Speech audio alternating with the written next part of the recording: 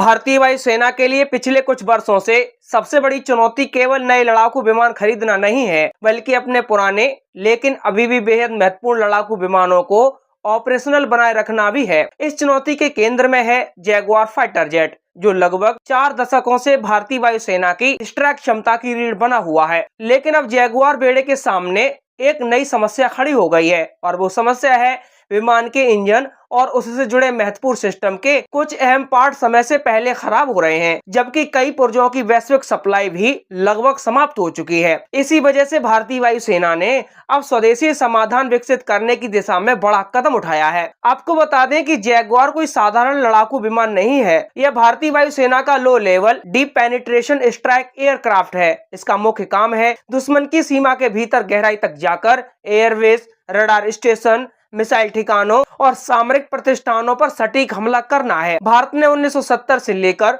1980 के दशक में जैगुआर को अपने बेड़े में शामिल किया था। समय के साथ इसे डेरिन अपग्रेड, आधुनिक एवियोनिक्स, नए रडार और आधुनिक हथियारों से लैस किया गया, जिससे इसकी क्षमता काफी बढ़ गई। समस्या की शुरुआत तब सामने आई जब वायुसेना ने पाया कि कई महत्वपूर्ण पुर्जों की विश्वसनीयता तेजी से घट रही है। कुछ कंपोनेंट निर्धारित सेवा अवधि से पहले ही खराब होने लगे। इसमें विमानों की उपलब्धता प्रभावित होने लगी, क्योंकि जैगुआर का उत्पादन वर्षों पहले बंद हो चुका है और दुनिया के अधिकांश देशों ने इसे रिटायर कर दिया है। इसीलिए स्पेयर पार्ट्स हासिल करना लगातार मुश्किल होता जा रहा है। विशेषज्ञों का मानना है कि किसी भी पुराने लड़ाकू विमान के लिए सबसे बड़ी चुनौती केवल एयरफ्रेम नहीं, बल्कि सप्लाई चेन होती है। जब निर्माता कंपनी किसी सिस्टम का उत्पादन बंद कर देती है, तब वर्षों बाद उसके लिए आवश्यक पुर्जे ढूंढना बेहद कठिन हो जाता है। जैगुआर के मामले में भी यही स्थिति बन गई। कई मूल उपकरण निर्माता अब पहले जैसी सहायता नहीं दे रहे हैं और कुछ महत्वपूर्ण प्रणालियों के स्पेयर पार्ट्स सीमित मात्रा में उपलब्ध हैं। भारतीय वायुसेना ने महसूस किया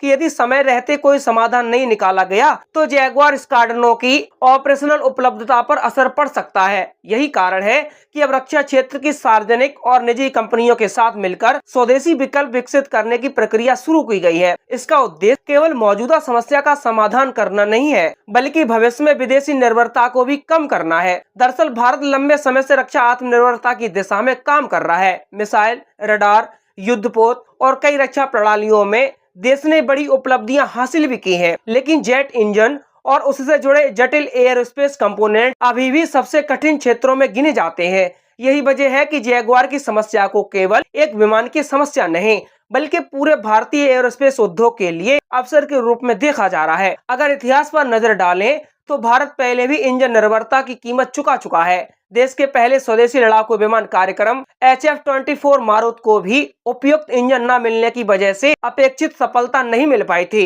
बाद में तेजस कार्यक्रम में भी इंजन विकास सबसे बड़ी चुनौतियों में से एक बना रहा। इसलिए जैगुआर से जुड़ी मौजूदा समस्या ने फिर से यह सवाल खड़ा कर दिया है कि भारत को अपने सैन्य विमानों के लिए महत्वपूर्ण तकनीकों में आत्मनिर्भर बनना ही होगा। वायुसेना की चिंता केवल तकनीकी ही नहीं, बल्कि रणनीतिक भी है। वर्तमान समय में भारत को पश्चिमी सीमा पर पाकिस्तान और उत्तरी सीमा पर चीन जैसी दोहरी चुनौतियों का सामना करना पड़ता है। ऐसे में प्रत्येक लड़ाकू स्क्वाड्रन का महत्व बढ़ जाता है। भारतीय सेना पहले ही अपने स्वीकृत 42 स्क्वाड्रन की तुलना में कम स्क्वाड्रन के साथ काम कर रही है। इसीलिए किसी भी विमान बेड़े की उपलब्धता में कमी सीधे राष्ट्रीय सुरक्षा को प्रभावित कर सकती है। यही कारण है कि जैगुआर को अभी तुरंत रिटायर करने का विकल्प व्यवहारिक नहीं माना जाता। हालांकि भविष्य में तेजस MK-1A, MK, MRFA और अन्य आधुनिक प्लेटफॉर्म धीरे धीरे इसकी जगह ले सकते हैं, लेकिन अगले कुछ वर्षों तक जैगुआर भारतीय वायुसेना की स्ट्राइक क्षमता का महत्वपूर्ण हिस्सा बना रहेगा। रक्षा विशेषज्ञों का कहना है